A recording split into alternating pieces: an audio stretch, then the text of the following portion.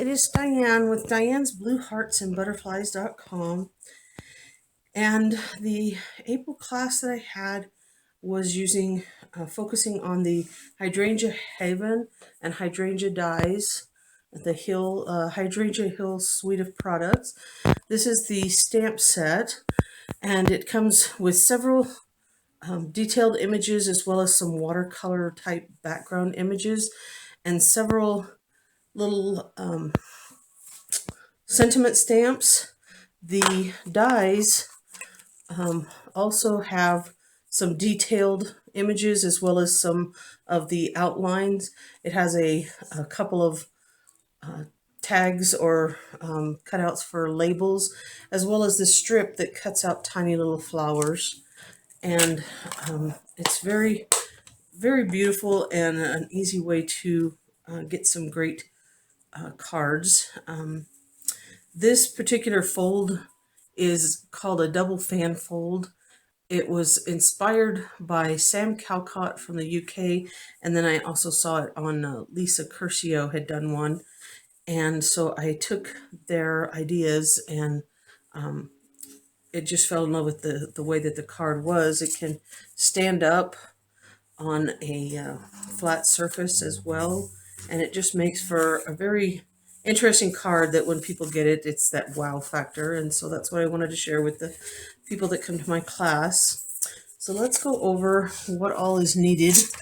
And please don't forget that I do have all the dimensions on my blog at dianesblueheartsandbutterflies.com. I have links to all the videos for all the projects that we made at the class, and links to shopping on my website and everything. So I would appreciate if you would subscribe to my YouTube channel as well as check out the blog. This base is not the normal base size. It is 5.5, but it's only 8 1/4. And then I'm going to score this with you.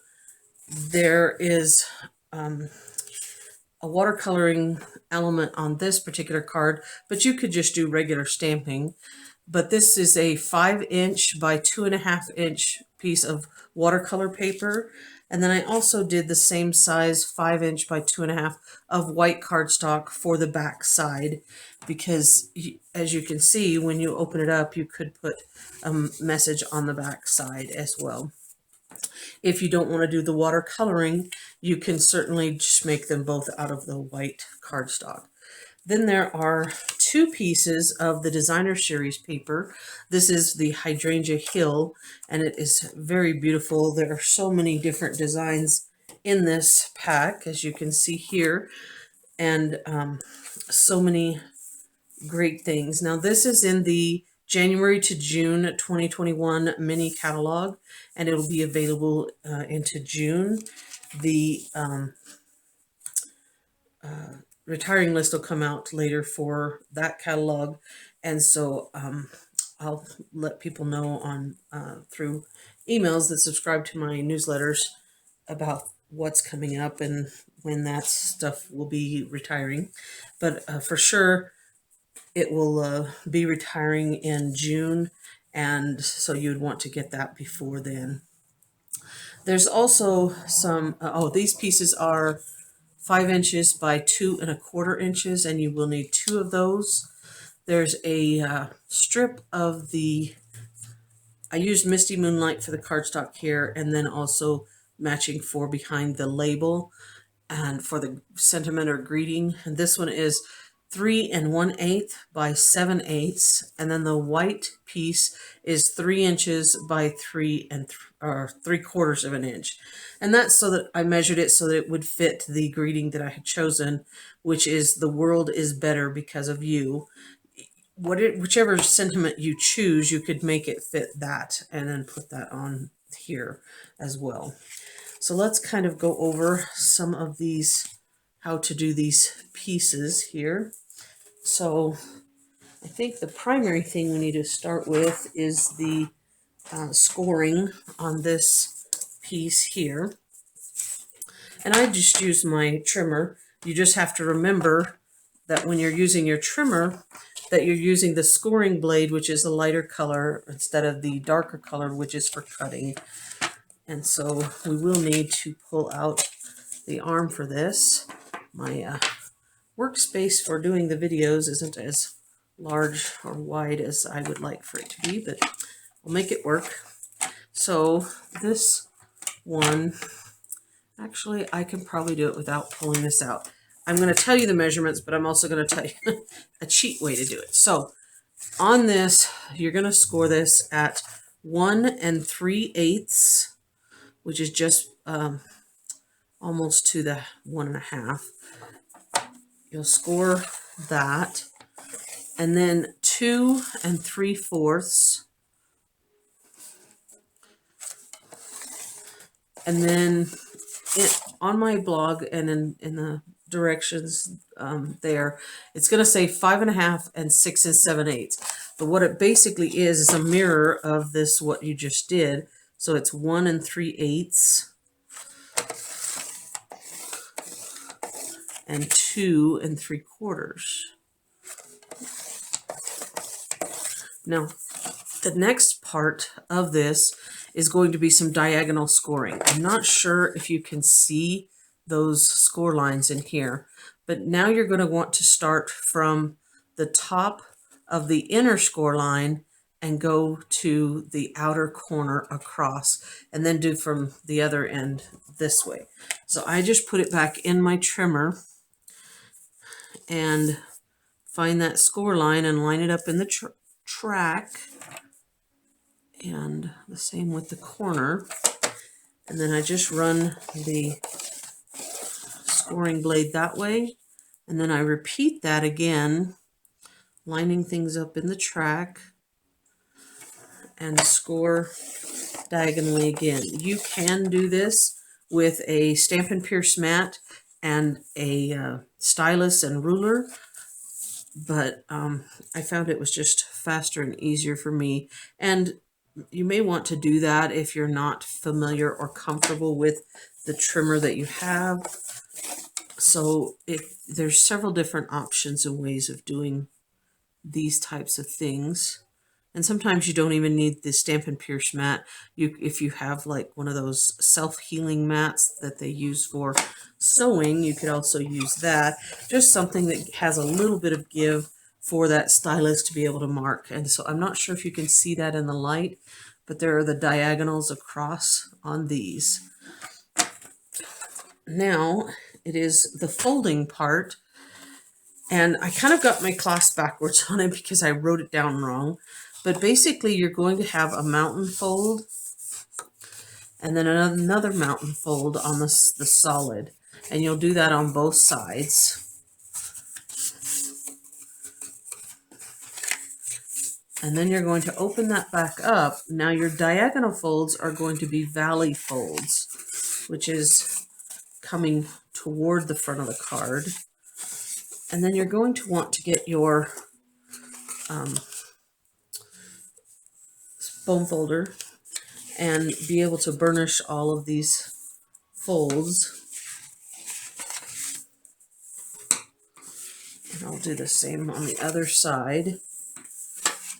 At my class, I kind of got them going backwards because I had the first fold as a valley fold, and it really kind of threw things off, as well as I was having them fold the diagonals in a mountain instead of a valley.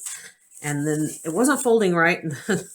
Then I started looking at my original and realized that I had written the directions wrong.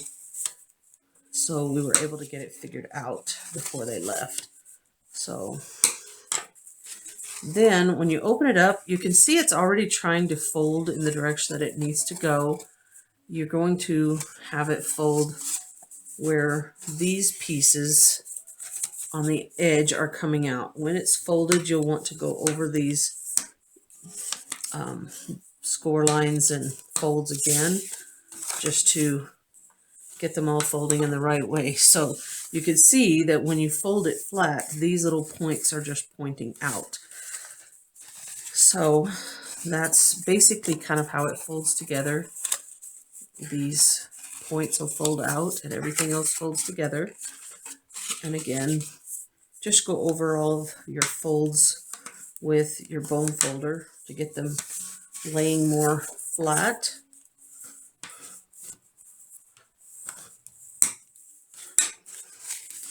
And that is basically the base of the card is the technique. And so that's what this part is for. Now you're going to take one of your designer series papers, and you're going to do this to both of them. But what you'll want to do, and I did it from the back side because I couldn't see very well measuring on the front side. If the front side that you're using is more able to be seen than the back, then you would do it on the front. You just want to very lightly mark if it's on the front so that you can erase the marks. And half of the 2 1/4 is going to be 1 1/8. And so you're going to make a mark at the top and then again near the bottom at the 1 1/8. And then you're just going to draw a line. Again, if you're doing this on the front, you're going to want to make this very light. I'm on the back side and I don't have to be very careful, so I'm going to show you with a darker line. And then along that line, you're just going to want to measure down, which is halfway at 2 1/2, because this piece is 5 inches. So you're going to mark down at 2 1/2 and just make kind of a little mark to show where your center part is. And then basically you're going to draw a line diagonally from corner to corner.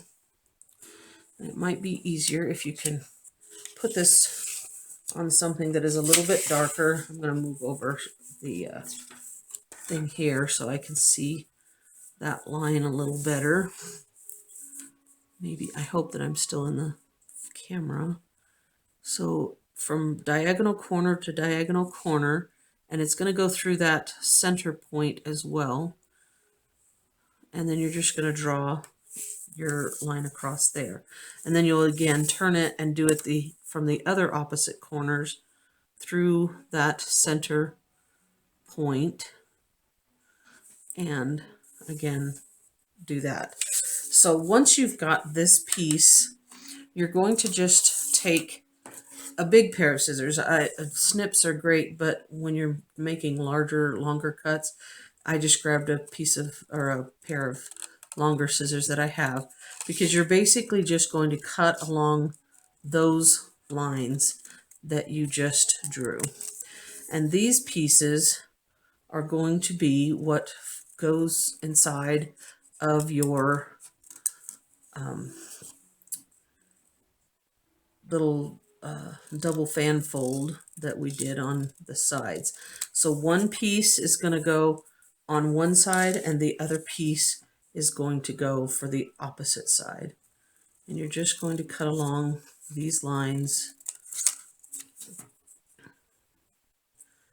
and then you'll glue those in. But before we get to the putting everything together, I'm going to take and show you the stamping on the watercolor paper. Now, watercolor paper is more bumpy, I guess you could call it. It's not a very flat surface. And so sometimes it can be a little tricky when you are stamping on it to get a good clear image. So what I have done is I have put the image on my Stamparatus so that I could stamp again if I needed to get a very clear image. So I'm going to bring in something to put underneath this side. Now this one, for the watercolor image, what I wanted to do was actually create the detail with white on white, and then I am going to use the water brushes to create a watercolor image. And so for that watercolor, there it is. This is the watercolor paper image that piece of paper. And again, I use this whole thing for my class, and so I stamped the image on here so that they could line up their paper just so that it would, and I'm going to try to line it up towards the top a little more, and where the petals are still not hanging over the edge. So just wanting to double check myself, make sure that everything is on there, and then using the magnets to hold it down. But I don't have any ink on here yet. I just want to make sure that I'm not too close so that it won't let this piece touch, because the photopolymer, you really have to have your mat under here. And then for a little bit of extra added boost, I also put my silicone craft sheet under there just to kind of bring it up a little more. And so that is good location there. So then I'm going to take my embossing buddy and just kind of wipe on there to make sure that all the oils from my skin are not going to be catching any of the embossing powder. And then I'm going to ink the stamp with the Versamark, which is a good quality high-tack ink that stays wet longer. And I'm just wanting to make sure that I get in there very good and that it's going to get all of the detailed parts wet. And so then I'm just going to rub that on. And again, this is very tacky ink. And so I'm going to try good. And then I can look in here kind of at the angle of the light, and it looks like I might have missed some of the pieces. So I'm going to be able to re-ink that. That's one of the great things about the stamp positioning tool, is that I can put that right back down in the same spot to put some more of that Versamark on the paper. Looks like I got it pretty good that time. So I'm going to bring in, I just use the cheap coffee filters to catch the embossing powder. And then kind of tap that off, the excess. And then I hope that you can kind of see that. It has that image where the powder is grabbing all of those pieces. So then I can just take this and pour it right back into my embossing powder keepers. And then I'm just going to put this off to the side and out of the way. And I'll do the same with this. Before I do that, I am going to grab my silicone craft sheet out of here, because I will be needing that here in just a moment. Put that back in there. And then one thing about the Versamark with the photopolymer and sometimes even the red rubber stamps that I've noticed is you really need to clean them fairly well with the kind of some water, maybe some mild soap, just to make sure that it gets off and doesn't create a buildup. And so through the magic of being prepared early for doing the cards, I'm going to just bring in these pieces that I've already done ahead of time. And then I just stamped the message onto the sentiment onto this piece, and then I'm going to layer it on here for that.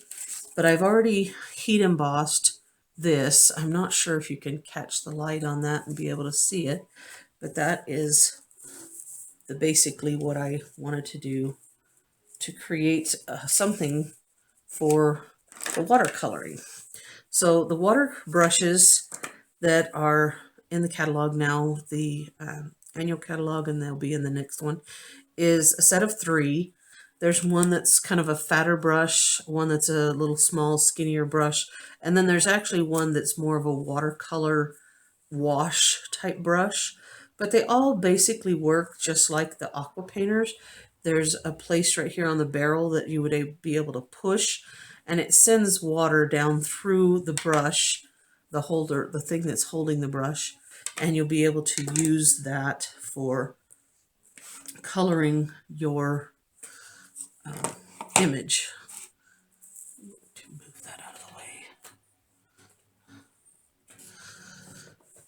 way. Excuse me. So I'm going to bring in some of my ink pads. There are many different ways that you can do this for watercoloring. I press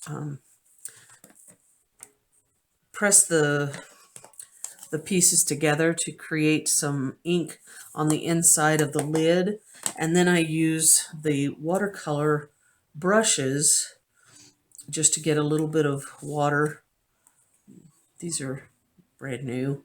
I've been using my aqua painters for a long time, but I went ahead and got some of the water brushes, and you see that it just kind of creates a pool, so that you can have a palette right here. And you might want to make sure that before you close those that there's not too much water, or it could get on your ink pad. So sometimes I move it out, or I'll even get a Kleenex or a napkin to make it less wet. Another thing you can do is to just take a small clear block, and you can actually ink that block up on your ink pad and be able to just use that as your palette. So what I'm going to do is basically I'm going to take and start with where it's going to be the darkest. And some people, they actually like to put water on the watercolor paper before, and then they will add the color, which is a good, it can be a good idea. It gives a different effect. You just kind of add water, and then as you want to add more dark color, you just come over and you can kind of get that, and you can see how it just kind of feeds and mixes with the water that's already there. And that's what kind of gives the watercolor look. So it's not so like you colored in a coloring book. And if there's too much, you can always just take and pull some and put it somewhere else if there's too much water. Or you can always bring in a paper towel or a Kleenex or something. You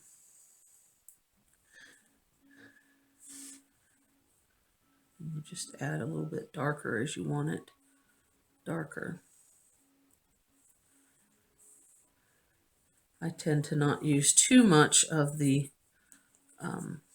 color, or putting the water on the watercolor paper, because I tend to do too much sometimes, so I understand. And even though it's may still have the look of the ink on the brush, as long as it is running clear, it is really cleaned out. So I'm going to open up another, oh, before I do that, hold on. Take some more of this water, because I forgot the stem. You don't want to forget your stems and your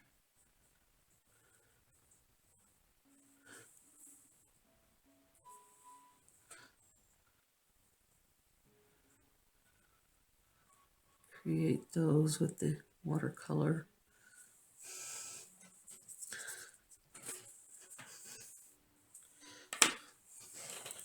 I'm going to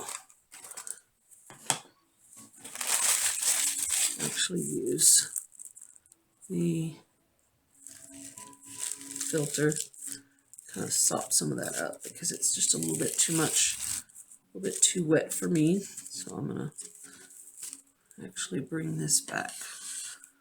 This is where paper crafting is, it's your own personal preference, and you just need to decide what works best for you.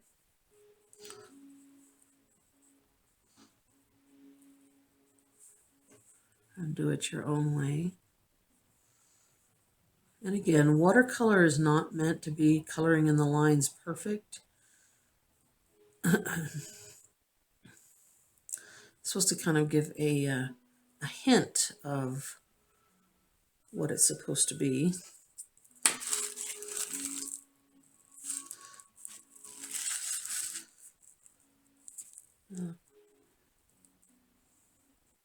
I don't want to pick up all of it.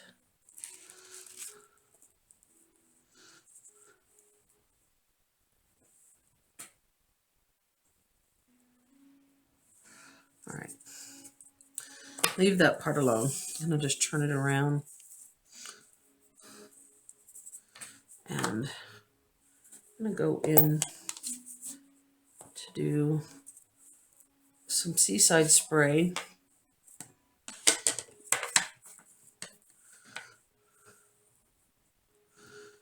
A little bit of water so that you can mix it.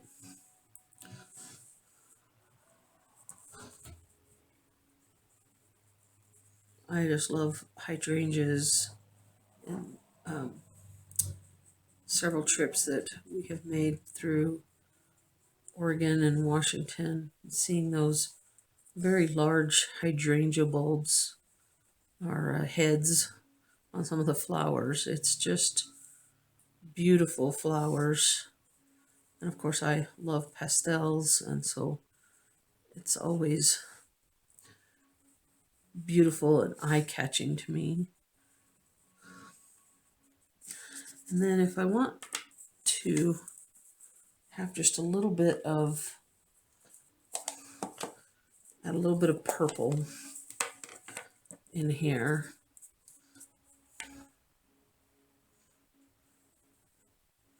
But I don't want it too dark. I just want to add a little bit in some areas.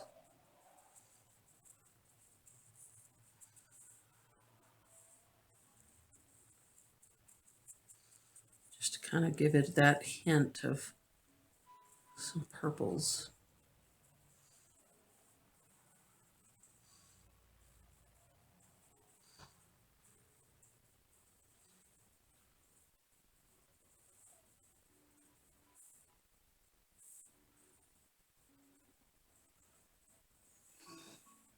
The seaside spray is just such a pretty blue that I have really loved working with. It is on the 2021 retiring list because they were the in colors for the last 2 years. So the Pretty Peacock, Terracotta Tile, Purple Posy, Seaside Spray, and Rococo Rose are actually retiring, with this new catalog coming out in May of 2021. So if it is a color you really like working with, you should really consider getting them before they are gone. And you can go to my blog, the Diane's Blue Hearts and Butterflies, and be able to shop through there.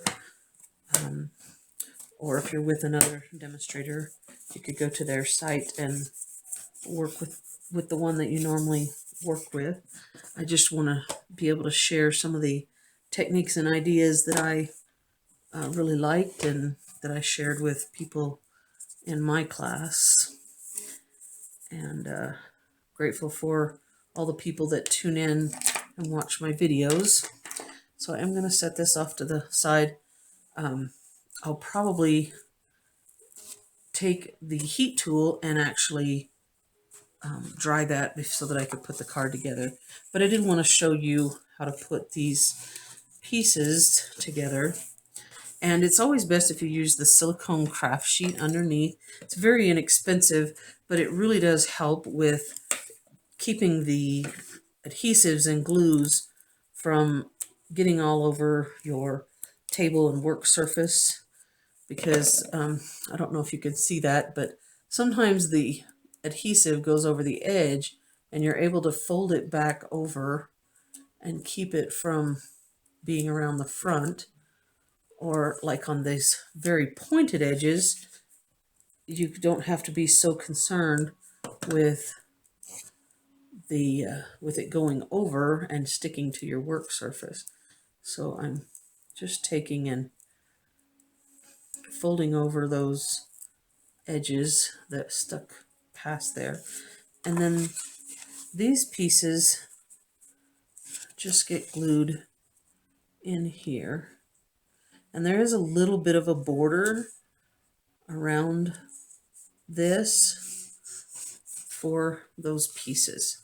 So you just keep doing this and working around to get those on here. And that's basically the kind of the tip that I wanted to give there, to be able to use this. And I don't want to waste all of the time in the video just going over having you watch me rather to glue these pieces together, but I just did want to give you an idea of how this tool could actually help you. And like I said, it's very inexpensive. It's a great addition to your tool bag. Sometimes it's good. In fact, I've used this when I'm doing my reverse image stamping. I actually use one of these to stamp on and then turn it over, because I can still kind of see through it and be able to get that reverse image where I want it. So gluing, adhering things, even hot glue won't stick to this. It's made of the same type of material that they use in the baking, where you put your cookies on there and it doesn't stick. This one's got a lot of glue. I use this in my Stamparatus for the photopolymer stamps, just to give a little bit of extra boost. And there's so many other uses. So just for the purposes of the video, just wanted to bring back in one of the examples that I had created to be able to show you that once you get all of those pieces glued in, it will look something like this. You will adhere this watercolor piece once it is dried. Again, you can let it dry, or you can take and put it on the use your heat tool to dry it. You will put your little sentiment label together and stick that on here near the bottom. And then you can also take an image sentiment. You could take some of the designer series paper, a strip of that, and cut that to fit on here, whatever you want. And then it folds up, and it does fit inside of a regular envelope, the regular standard size US envelope, the medium size that the Stampin' Up! Sells. And you'll be able to send this to your loved ones and just really wow them when they get that, and they can open that up and be able to see your creativity and be able to have something really wonderful. So it does fit inside of the envelope, and you can mail that. And I hope that you really enjoyed being able to learn this technique through me. And please check out my blog for other ideas and dimensions of other projects that I have created.